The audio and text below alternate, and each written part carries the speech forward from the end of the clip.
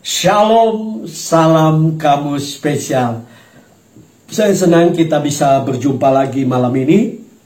Dan saya ingin mengangkat satu topik gempar.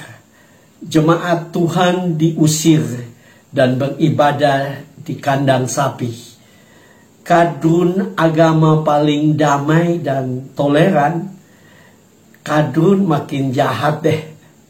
Nah, Bapak Ibu saudara-saudara, saya melihat video di channel Ibu Lucy Daiva, dan saya melihat ada satu gereja di Kecamatan Kandangan, Kabupaten Temanggung, ya, gereja GPDI Banjarsari. Nah, gereja itu pada mulanya mereka beribadah di perkampungan bersama-sama dengan masyarakat. Tetapi kemudian mereka diusir oleh masyarakat. Dan karena mereka tidak mendapatkan tempat, kemudian mereka beribadah di kandang sapi. Nah, untuk lebih jelasnya mari kita saksikan video dari Ibu Lucy Daiva.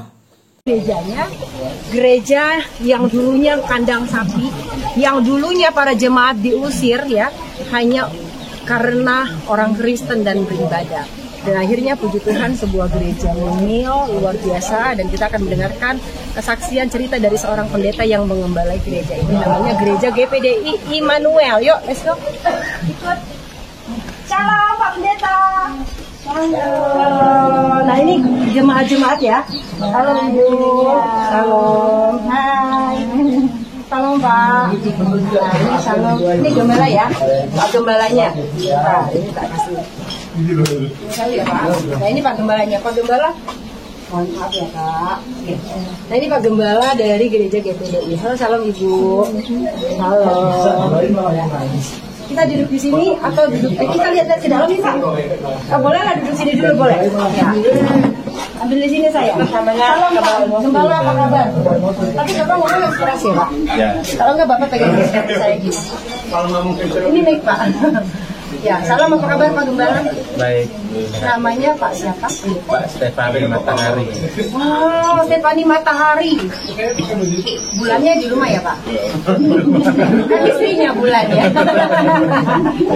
Baik Pak Pendeta, Pak Stefani. Apa Stefani? Stefani. Oh Stefani, kiranya Pak Stefani. Pak Stefani, saya dengar dulunya ini adalah kandang sapi. Ya. Dan akhirnya menjadi saat ini seperti ini karena menjadi gereja.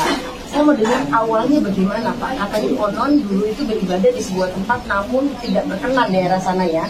Bisa dibilang diusir atau kalau saya salah dengar. Jadi dipindahkan ke sini. Tidak seperti ini tadinya pasti ya Pak ya? Iya. Gimana Pak? Itu kurang lebih 30 tahunan ya di rumah jemaat beribadah, karena dulu ada gereja di situ, tapi karena ada suatu hal jadi nggak boleh ibadah. Akhirnya jemaat yang gembala yang dulu yang pertama itu memutuskan untuk beribadah di rumah jemaat selama kurang lebih 30-an tahun di rumah jemaat. Boleh ada keras ya Pak?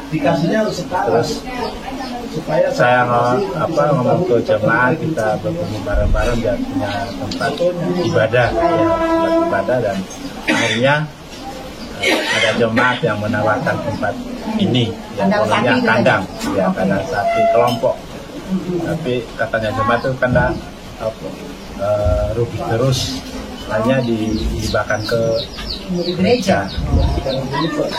Dan di sini kurang lebih 6 sampai 7 tahunan. Oh, baru 6-7 tahun ya. Baru. Emang di sini atau sebelumnya di kebun, Pak? Di sini. Emang di sini ya. Berarti dulunya tuh kalau kandang sapi bentuknya kayu semua dong ya, Pak? Iya, ini masih ada. Oh, ini sisa-sisanya. Sisanya ini nih ya. Nanti dilihat itu belum saya copot sengaja ya Pak, menjadi kenangan. Oh, kita endus ya, rasa sapi masih ada. Ya, dari mulai saat 30 tahun yang lalu, mungkin Bapak kan kesibukan tadi kerja kan Pak Henry bisa tahu ya bagaimana perkembangan dari jemaat di sini dari awal dulu sampai sekarang. Ayo. Ya, kalau dari dulu sampai sekarang ya Tuhan ada. perkembangan cara iman, perhatian mereka, puji Tuhan ada. Bapak Ibu Saudara-saudara, setelah kita menyaksikan video itu, ini sesuatu yang memprihatinkan. Kenapa? Karena kita ada di satu negara yang sangat demokratis, negara yang sangat menjunjung tinggi toleransi, hidup beragama, tapi masih ada perlakuan-perlakuan yang tidak adil terhadap gereja. Tapi sebagai orang Kristen kita harus terus belajar untuk membuka diri. Teristimewa kita harus kembali kepada firman Tuhan. Dan Bapak Ibu Saudara-saudara, waktu saya menyaksikan video itu ada dua hal yang bisa menjadi perenungan bagi kita pada malam hari ini. Yang pertama adalah tidak ada tempat untuk Yesus saat lahir dan saat menjalani kehidupan ini. Nah Bapak Ibu Saudara, kita baru saja melewati Natal dan kita tahu tentang kisah kelahiran Yesus. Di dalam Lukas pasal 2 ayat 7 di situ dikatakan, dan ia melahirkan seorang anak laki-laki, anaknya yang sulung, lalu dibungkusnya dengan lampin dan dibaringkannya di dalam palungan, karena tidak ada tempat bagi mereka di rumah penginapan. Alkitab dengan jelas mengatakan bahwa Yesus harus lahir di kandang domba oleh karena tidak ada tempat lagi bagi mereka di rumah penginapan. Ini adalah gambaran dari penderitaan yang Yesus jalani. Allah yang maha mulia, maha kudus, rela untuk menjadi manusia. Dan waktu dia lahir di kandang domba. Karena tidak ada tempat bagi dia. Nah ini perlu menjadi perenungan. Secara khusus buat saudara-saudara kita GPDI Banjarsari yang harus beribadah di kandang sapi. Memang ini mungkin sesuatu yang penuh dengan penderitaan dan memalukan. Tetapi saya mau katakan, Yesus sendiri pernah mengalami itu. Bahkan ada ayat firman Tuhan yang menunjukkan bagaimana waktu Yesus ada di dalam pelayanan. Dalam Matius pasal 8 ayat 20, di situ dikatakan, Yesus berkata kepadanya, serigala mempunyai liang dan burung mempunyai sarang, tetapi anak manusia tidak mempunyai tempat untuk meletakkan kepalanya. Inilah adalah gambaran dari pelayanan Kristus. Orang-orang datang untuk mengikuti Yesus, karena begitu banyak orang yang mengikuti Yesus. Tapi Yesus membuat satu pernyataan, ya, bahwa burung mempunyai sarang, serigala mempunyai liang, tetapi anak manusia tidak mempunyai tempat untuk meletakkan kepalanya. Artinya Bapak Ibu Saudara-saudara, mungkin di dunia ini kita diperlakukan tidak adil, diperlakukan semena-mena, kita ditolak, diusir, dianiaya, bahkan sampai kita bisa dibunuh. Karena itu juga firman Tuhan memperingatkan kita. Tetapi kita harus terus kuat untuk menjalani kehidupan ini. Kita terus taat kepada Tuhan. Karena Tuhan Yesus sudah berkata bahwa dia sendiri menderita. Dia sendiri tidak punya tempat. Artinya kalau kita juga di tengah-tengah negara kita masih diperlakukan tidak adil dan tidak ada tempat yang layak untuk kita beribadah. Dimanapun kita beribadah, di kandang sapi, di kandang domba, di kandang babi atau dimanapun, kita dapat setia untuk beribadah. Karena Allah tidak melihat tempat. Yang Allah lihat adalah hati kita yang rindu untuk beribadah kepada Dia. Yang kedua yang kita bisa renungkan dari kebenaran firman Tuhan adalah kerelaan untuk merendahkan diri dan siap untuk dihinakan. Waktu kita mengambil keputusan untuk mengikuti Tuhan, Yesus dengan jelas berkata bahwa kita harus siap memikul salib. Ya, barang siapa yang mau mengikuti aku, ia harus siap untuk menyangkal diri dan memikul salib. Artinya saya dan saudara harus sadar bahwa penderitaan, salib, penghinaan, penganiayaan adalah bagian dari kehidupan pengiringan kita dengan Tuhan. Kenapa? Karena Yesus sendiri telah melakukan itu, bahkan dia mengalami itu.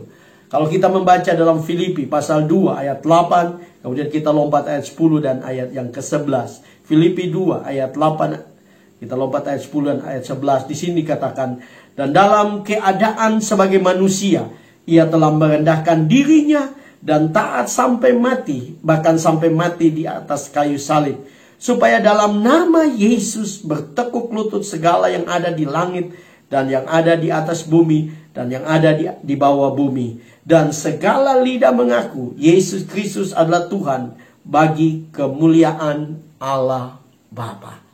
Kita tahu bahwa bagian firman Tuhan ini sedang berbicara tentang inkarnasi Yesus, inkarnasi Kristus.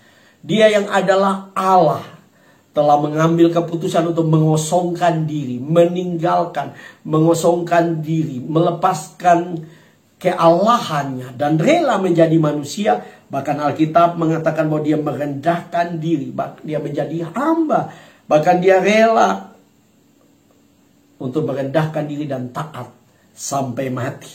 Nah, ini sesuatu yang menjadi pelajaran bagi kita. Penderitaan bagi kekristenan bukanlah sesuatu yang sia-sia. Penderitaan bagi kekristenan adalah sesuatu yang mulia. Kenapa mulia? Karena setiap orang yang menderita karena Tuhan, satu waktu mereka akan mendapatkan kemuliaan. Apa yang Yesus tunjukkan sendiri dalam kehidupannya, bahwa karena dia rela merendahkan diri, mengambil rupa seorang hamba dan taat sampai mati, maka Alkitab dengan jelas mengatakan bahwa Bapa memberi dia kemuliaan, dan setiap lidah akan mengaku bahwa Yesus adalah Tuhan, bagi kemuliaan Allah Bapa. Artinya saya dan saudara menderita, tapi percaya bahwa ada kemuliaan, ada mahkota yang Tuhan sediakan, ada penghormatan yang Tuhan berikan. Saya tidak menulis di sini, tetapi saya ingat kisah di dalam Kisah Para Rasul waktu Stefanus dilempari dengan batu. Alkitab mengatakan waktu dia mengangkat muka ke langit, dia melihat Yesus berdiri di sebelah kanan Allah Bapa. Banyak penafsir dengan jelas mengatakan bahwa itu adalah tanda penghormatan. Seorang yang menderita bagi Tuhan dihormati oleh Yesus. Yesus sampai berdiri untuk menyambut Stefanus yang dilempari batu sampai mati. Mungkin engkau sedang mengikuti Tuhan dan ada banyak penderitaan, ada banyak penghinaan, ada banyak penolakan. Saya mau katakan, setialah dengan Tuhan. Karena waktu engkau setia dengan Tuhan, engkau pasti akan mendapatkan kemuliaan dari Tuhan. Engkau pasti akan dihormati oleh Tuhan. Karena yang Tuhan janjikan bagi kita adalah ya dan amin. Semua pengorbanan kita, penderitaan kita, ada upah yang Tuhan sediakan bagi kita. Karena itu, Bapak Ibu Saudara, kalau engkau belum menerima Yesus sebagai Tuhan dan Juru Selamat pribadi, saya menantang engkau buka hatimu malam ini. Terima Yesus sebagai Tuhan dan Juru Selamat pribadi, supaya engkau diselamatkan, hidupmu menjadi berubah, dan engkau akan melihat kebaikan Tuhan. Mungkin engkau akan mengalami banyak penderitaan, penghinaan, penolakan, tetapi percaya kalau engkau setia dengan Tuhan, engkau akan mendapatkan kemuliaan dari Tuhan. Bapak Ibu Saudara yang diberkati dengan video ini, jangan lupa like, subscribe, karena subscribe itu gratis, dan jangan lupa komen dan juga tekan lonceng, sehingga setiap kali saya mengupload video, Bapak Ibu Saudara akan mendapatkan notifikasi. Dan kalau Bapak Ibu Saudara diberkati, jangan lupa bagikan buat banyak orang, sehingga banyak orang juga dikuatkan dan diberkati, bahkan diselamatkan. Karena saya percaya engkau yang mendengarkan firman Tuhan malam ini, engkau pasti diberkati oleh Tuhan, engkau pasti dipulihkan oleh Tuhan. Tuhan memberkatimu. Shalom.